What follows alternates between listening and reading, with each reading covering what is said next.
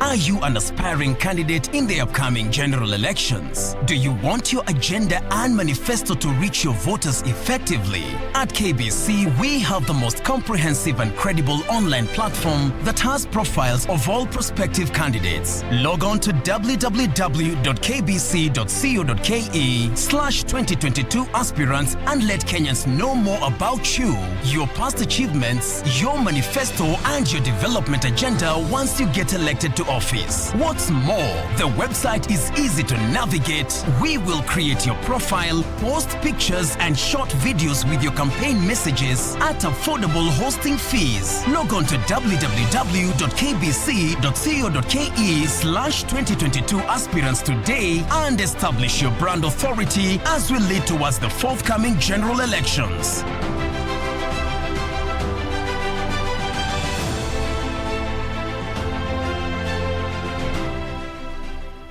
To get Romans chapter 10 as your skiza tune on your phone, dial star 811 star 962 hash. If you declare with your mouth Jesus is Lord and believe in your heart that God raised him from the dead, you will be saved. Romans chapter 10 verse 9. To get Romans chapter 10, dial star 811 star 962 hash. Star 811 star 962 hash.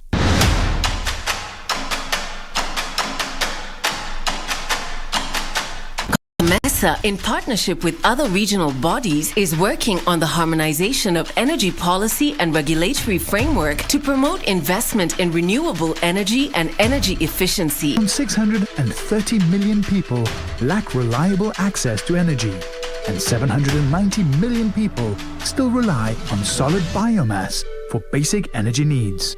Learn more about the COMESA initiative by watching a special COMESA documentary this Thursday, the 3rd of March, only on KBC Channel 1 from 10 p.m.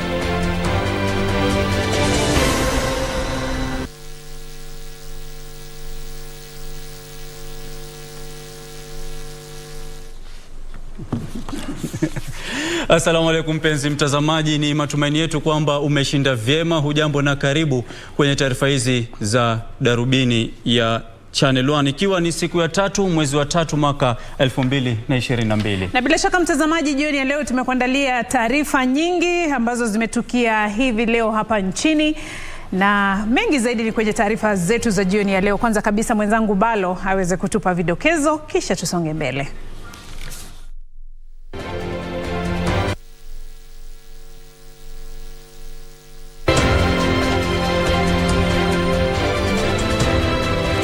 Rais Uhuru Kenyatta azindua tuzo ya watetezi wa mazingira kama sehemu ya maadhimisho ya miaka 50 ya shirika la UNEP. Onyo kali latolewa kwa wasimamizi wa vituo vya mitihani walio na nia ya kuiba mitihani ya kitaifa kupitia mitandao ya kijamii. Wana ODM wakashifu madai ya naibu rais William Ruto kwamba uchaguzi wa mwaka huu hautakuwa huru na wa haki.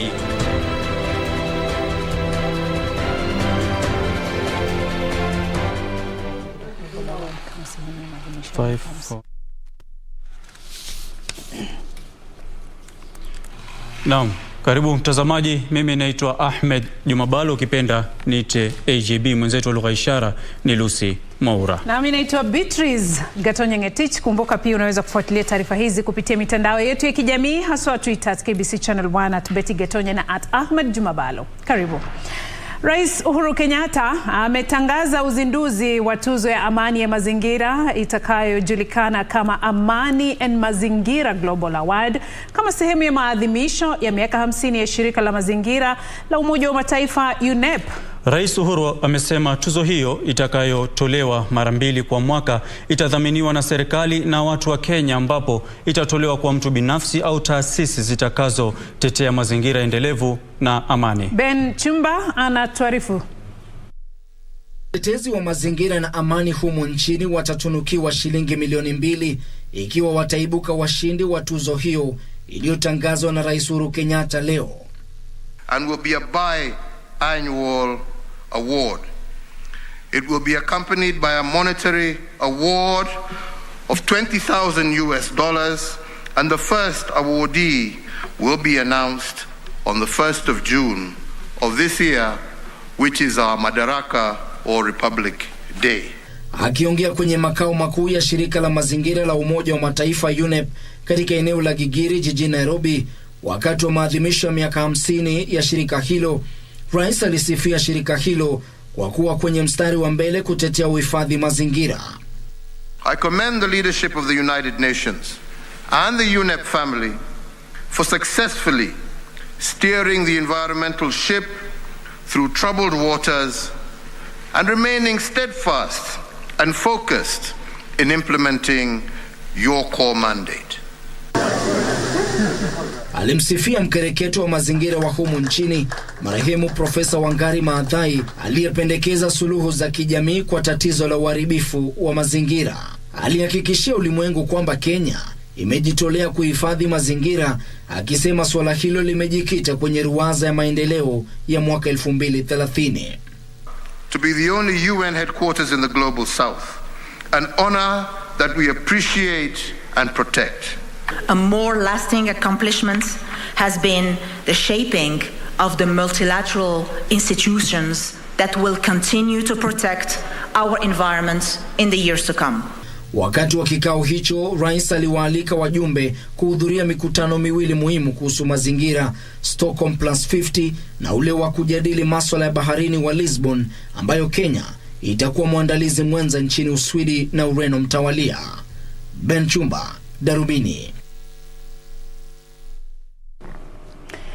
Tukichana na taarifa hiyo, Wizara ya Elimu imeweka mikakati madhubuti kuhakikisha mitihani ya kitaifa itakayoanza juma lijalo haitakumbwa na udanganyifu. Waziri wa Elimu Profesa George Magoha amesema serikali itafuatilia usambazaji karatasi za mitihani kutoka mahali zinapohifadhiwa hadi zitakapowasilishwa kwa watahiniwa.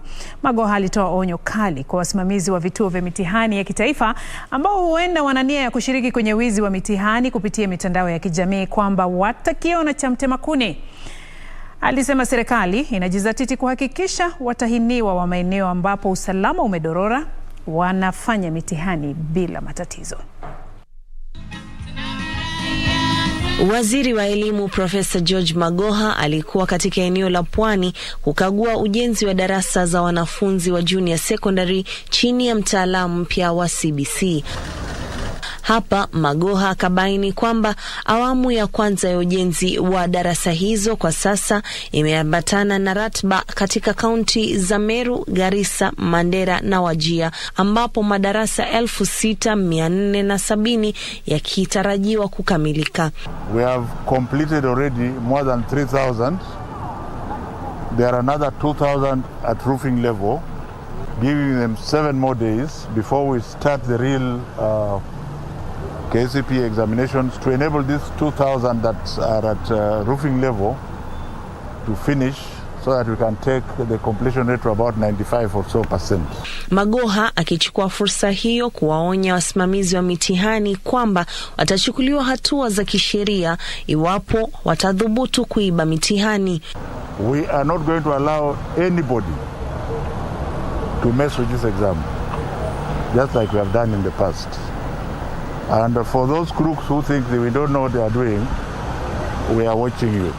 Baraza la mitihani limekaza kamba zaidi kuhakikisha utaratibu wa mitihani ya kitaifa usio na dosari. We shall then decide whether we can bring back the time of opening the containers from 6 o'clock to 6:30. That will then reduce the time for the crooks, and then also to ask each individual station to be sure that if the school is next door, there is no reason to give the exam to that school 1 hour ahead of time. Magoha aliwahakikishia watahiniwa usalama wao wakati wa kipindi kizima cha mtihani ya kitaifa. We have created certain schools which are going to act as boarding schools, and we shall make sure that all the children are accounted for. Aidha, waziri alitoa wito kwa wazazi kuhakikisha watoto wao wanadumisha nidhamu wakati wa likizo. Juni Karisa Mbele nikiripotia Darubini kutoka kaunti ya Mombasa. Na hivi sasa tuangazie siasa, ambapo naibu rais Dr. William Ruto ameahidi kutengea idara ya mahakama fedha zaidi ikiwa atachaguliwa kuwa rais kwenye uchaguzi mkuu ujao. Akizungumza wakati wa ziara nchini Marekani, Ruto alidai kuna njama ya kuzinyima ufadhili asasi za kikatiba ili kudunisha uwezo wao wa kupiga vita ufisadi. We must have an accountable government. We must have accountable public officials.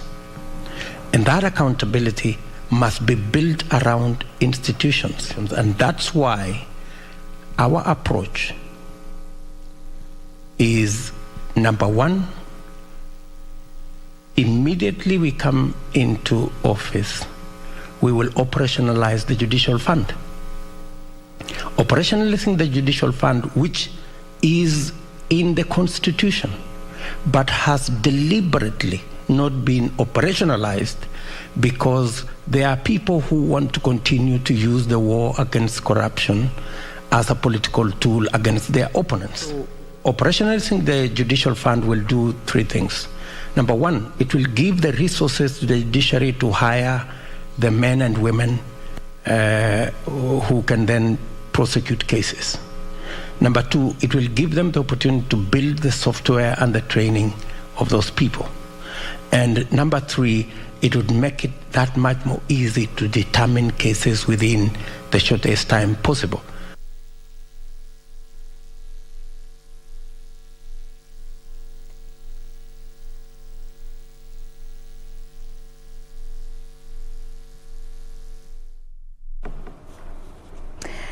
Tusonge mbele. Msajili wa vyama vya kisiasa amesema afisi yake iko tayari kwa uchaguzi mkuu wa mwezi Agosti mwaka huu bila kujali uamuzi utakaotolewa na mahakama kuhusu maombi ya kutaka sheria mpya ya vyama vya kisiasa ibatilishwe. Alipofika mbele ya kamati ya bunge kuhusu masuala ya sheria, msajili wa vyama vya kisiasa Anderito alipuuzilia mbali dhana kwamba afisi yake haina mpango madhubuti endapo mahakama itatupa nje mabadiliko katika sheria ya vyama vya kisiasa. Kamati ya bunge la kitaifa kuhusu sheria na masuala ya haki iliandaa kikao na msajili wa vyama vya kisiasa kujadili kujiandaa kwa ofisi hiyo katika uchaguzi mkuu ujao na jinsi matokeo ya kesi iliyoko mahakamani inayopinga marekebisho katika sheria ya vyama vya kisiasa yatakavyoathiri maandalizi yaliyofikiwa kufikia sasa ya uchaguzi mkuu na ofisi hiyo. Being a lawyer, my worry is this. Our judiciary is unpredictable, sometimes very controversial. Suppose the courts declare this law unconstitutional, and there's a possibility that may happen. What's your fallback position? Are you ready with plan B?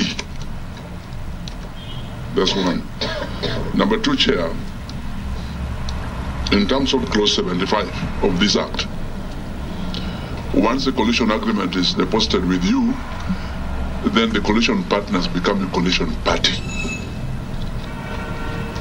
How do you reconcile individual members of a coalition party being at the same time members of their individual parties when the law says you can't be a member of more than one party at a time?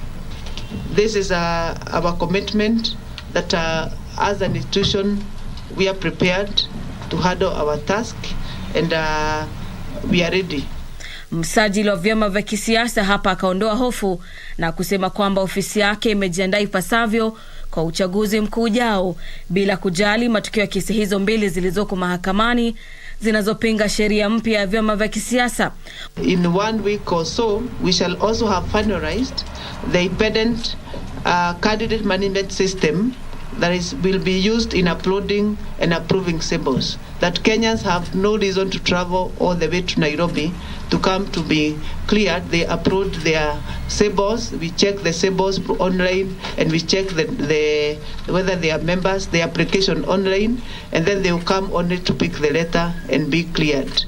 Wabunge vile vile walitaka kujua utaratibu wa kusafisha sajili ya wanachama wa vyama vya kisiasa na iwapo ofisi ya msajili ina mipango ya kuhusisha kampuni za mawasiliano kuhakikisha hakuna majina yatakayoondolewa kwenye sajili na watu waliona nia mbaya. Msajili pia alihitajika kueleza mbinu zitakazotumika kuhakikisha kuwa Wakenya hawasajiliwi katika vyama tofauti bila idhini.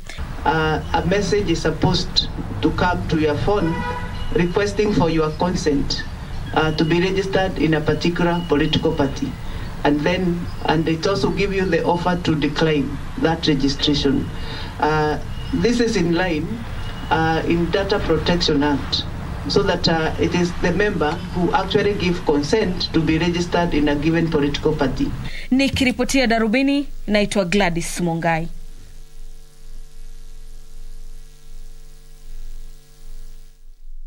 Na mtazamaji, taarifa yake Gladys na tukamilishia awamu ya kwanza ya taarifa hizi za Darubini ya Channel 1. Na kwa sasa tuelekee kwenye mapumziko, tukirejea ni taarifa zaidi, usiende mbali.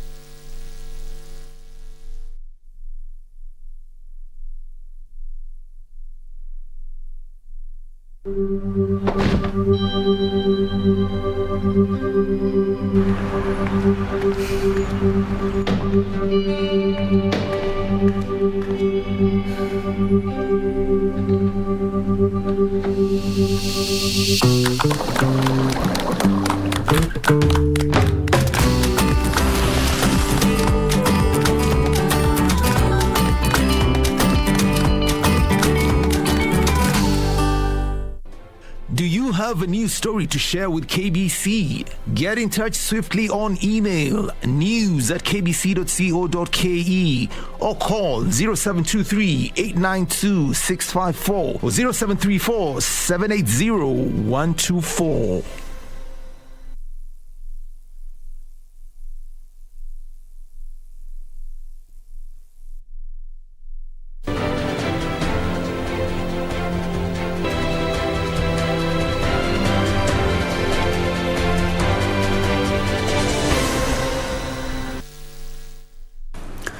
Naam, shukrani sana mtazamaji na karibu tena. Kiongozi wa chama cha ODM Raila Odinga ameahidi kulipa kipaumbele suala la ajira kwa vijana ikiwa atafaulu kumrithi Rais Uhuru Kenyatta baada ya uchaguzi mkuu wa mwezi Agosti. Akizungumza alipoongoza kampeni za Azimio la Umoja katika kaunti za Nyamira na Kisii, Odinga alisema serikali yake itaanzisha hazina ya vijana kutoa ufadhili kwa wajasiriamali kama sehemu ya juhudi kabambe za kuleta mabadiliko ya kiuchumi humu nchini.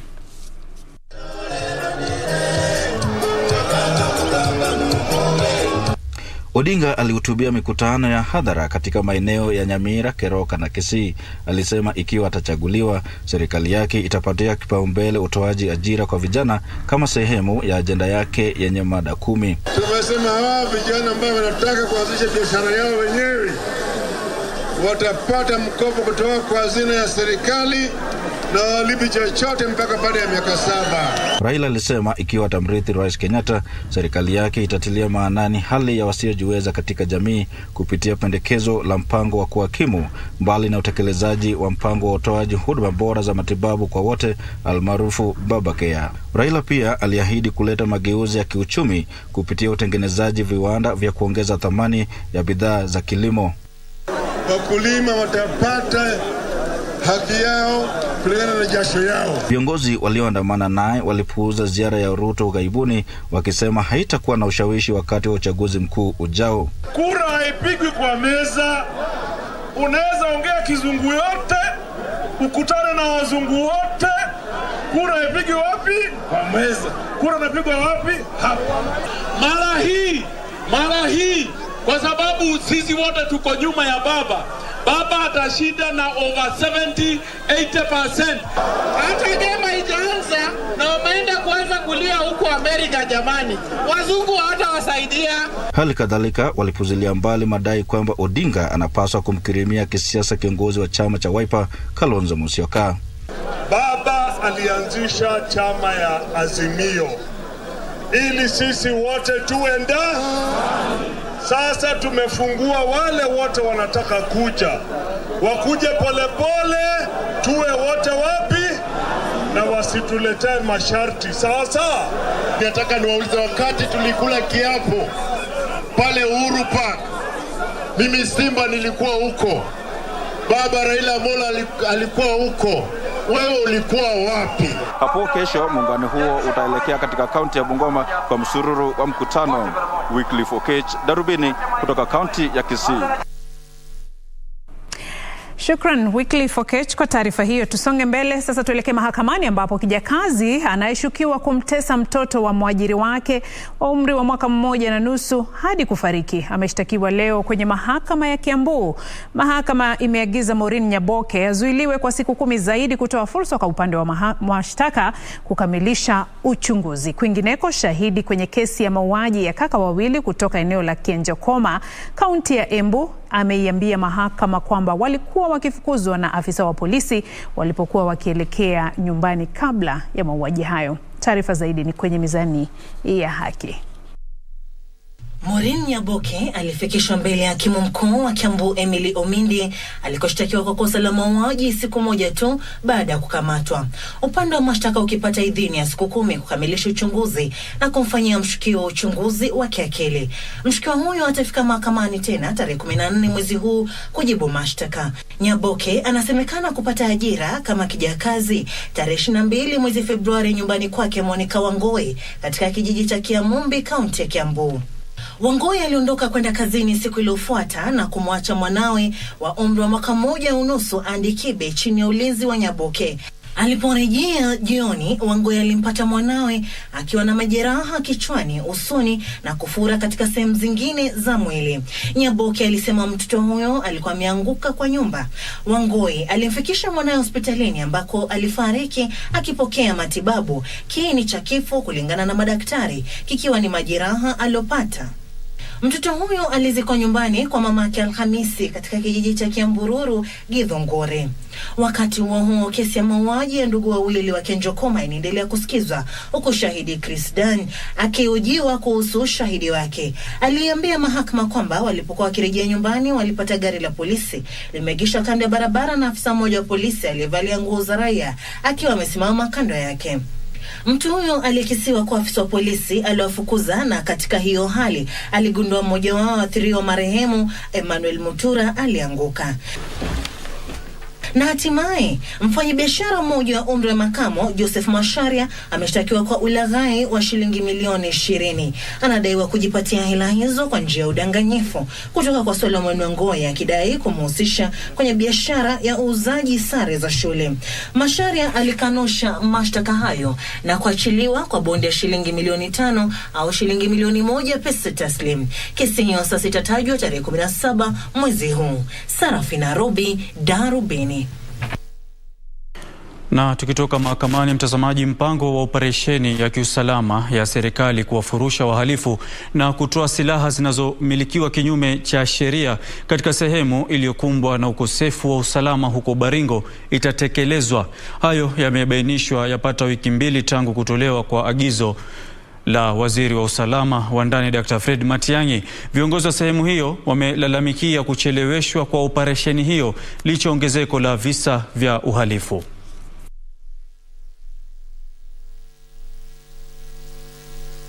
Ile mnatarajia labda kuona ni nguvu ya serikali. Serikali huwa inapeana nafasi, we give dialogue a chance, lakini huwa inafika mahali basi hautaweza kushindana na serikali. The consequences will be dire, I tell you. They have the names of the criminals They know their villages. They know their homes. They know the parents. But nobody has taken the step to do what is necessary. Hii ni mwezi moja ambapo operation haijaanza na watu wanaendelea kuumizwa, watu wanaendelea kuuawa, mifugo inaendelea kubebwa.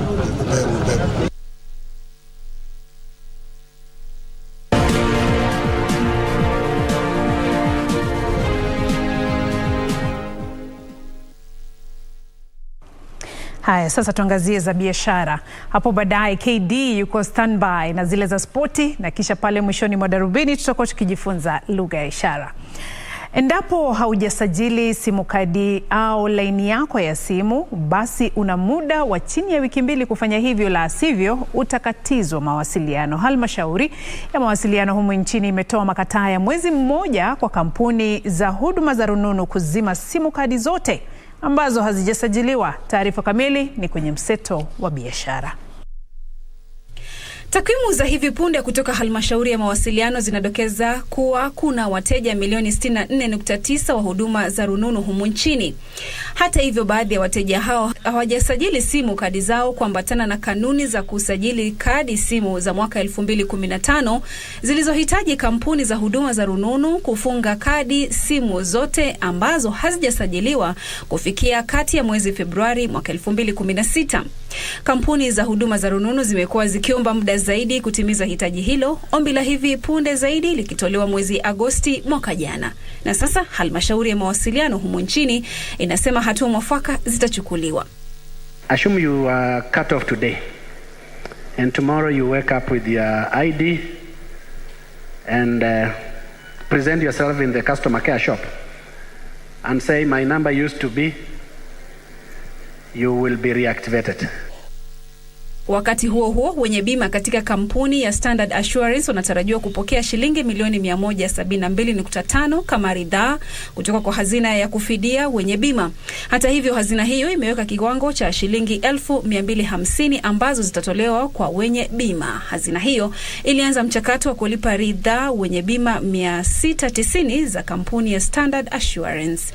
Hii ni mara ya pili kwa hazina hiyo kulipa ridhaa na inajiri miezi 8 baada ya kutekeleza malipo ya kwanza kwa wenye bima katika kampuni zilizowekwa chini ya mpango wa ufilisi.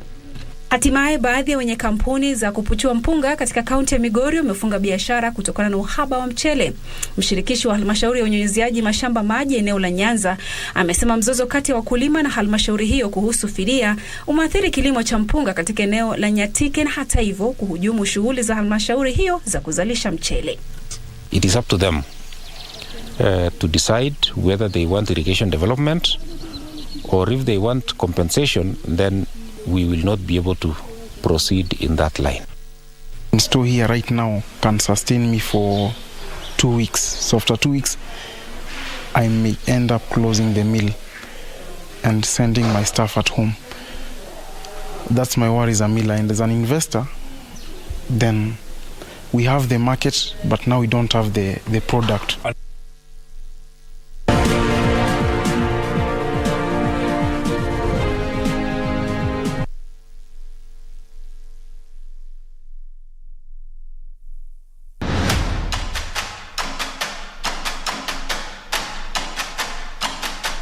COMESA, in partnership with other regional bodies, is working on the harmonization of energy policy and regulatory framework to promote investment in renewable energy and energy efficiency. 630 million people lack reliable access to energy, and 790 million people still rely on solid biomass for basic energy needs.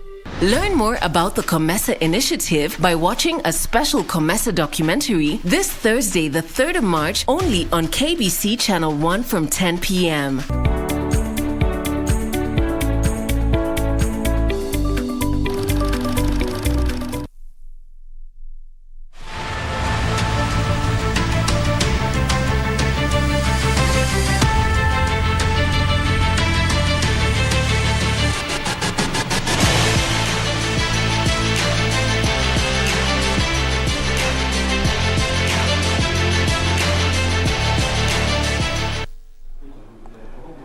Karibu sasa mwanaspoti, tuelekee viwanjani. Kama kawaida, wengi wananiita Karanja David ama ukipenda KD. Michuano ya mwaka huu ya raga ya kuwania kombe la Bathurst kwa wachezaji wasiozidi umri wa miaka 20 itaandaliwa kuanzia tarehe 9 hadi 17 mwezi Aprili mjini Nairobi. Taarifa hiyo ilitolewa na mwenyekiti wa shirikisho la raga humo nchini Oliver Gangla wakati wa uzinduzi wa kalenda ya mashindano ya bara Afrika mwaka huu mjini Kampala, Uganda. Gangla alisema mwaka huu timu 8 zitashiriki kombe hilo la Bathurst, wakiwemo wenyeji Kenya, Madagascar, Senegali, Tunisia, Zimbabwe, Ivory Coast, Namibia na Zambia. Washindi wa michuano hiyo wanajikatia tiketi ya kuwakilisha bara Afrika kwenye mashindano ya dunia ya raga kwa chipukizi. Kenya ndio mabingwa watetezi baada ya kuilemea Madagascar alama 21-20 mwaka uliopita katika uwanja wa taifa wa Nyayo hapa jijini Nairobi.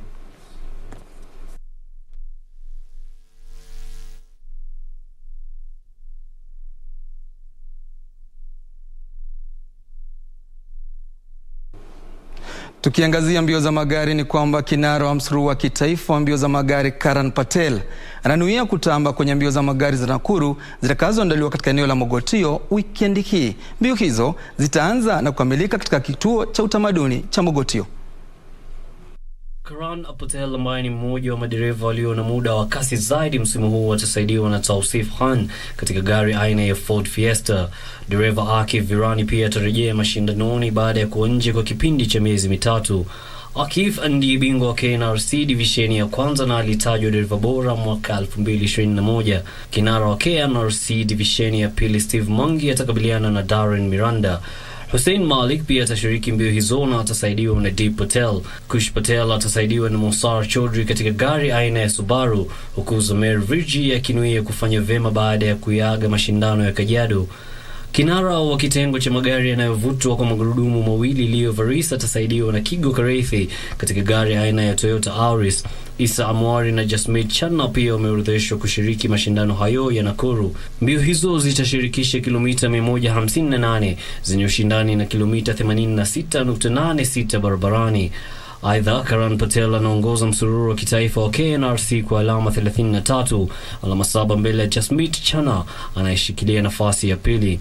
Steve Mungi, Darren Miranda, Kush Patel na Leo Varis wanafunga orodha ya madereva 6 bora kwenye msururu huo.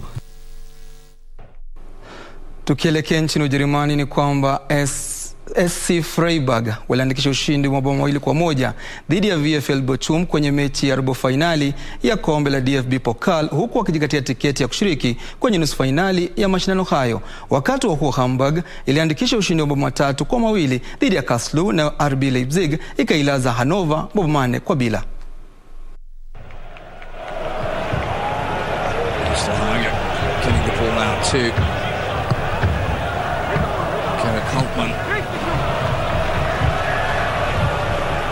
Sebastian Polter.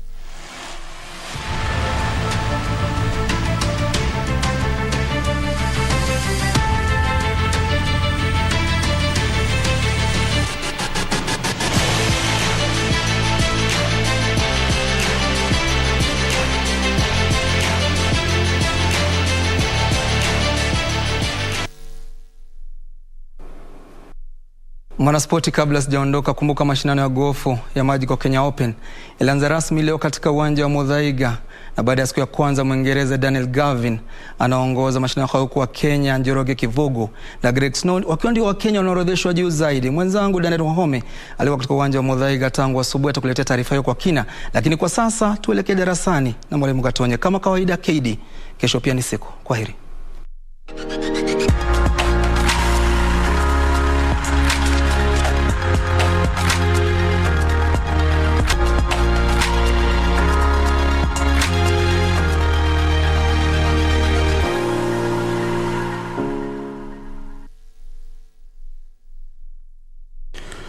Na mtazamaji, baada ya taarifa za spoti, hivi sasa ni wakati wa kuingia darasani na mwalimu Gatonye, na kama ulivyotuahidi jana kwamba leo tutaendelea na masuala ya mahusiano.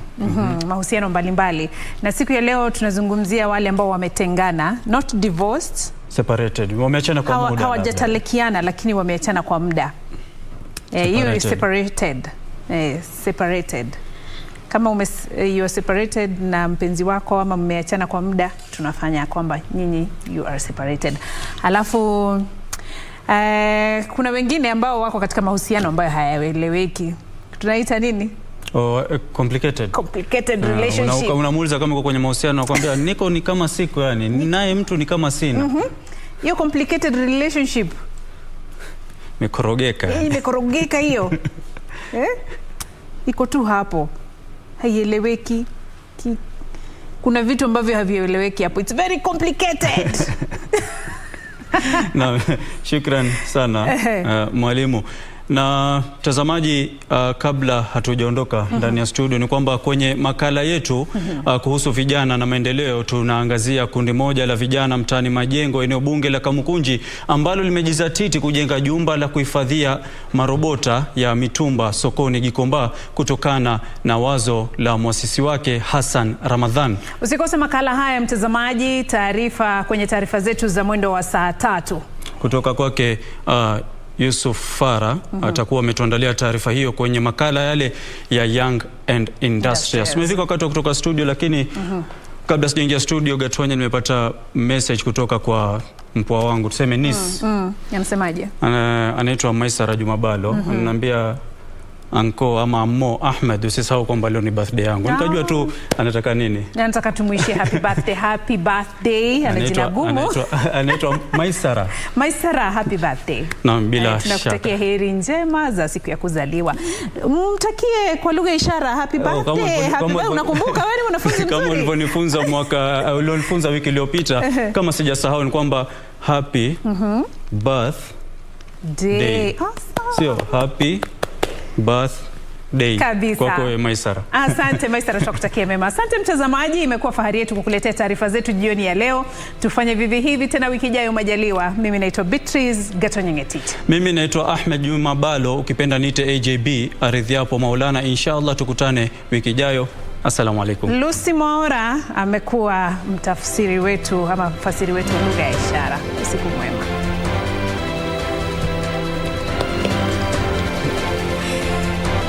Ile inaitwaje? Ya tatu ulikuwa umesahau.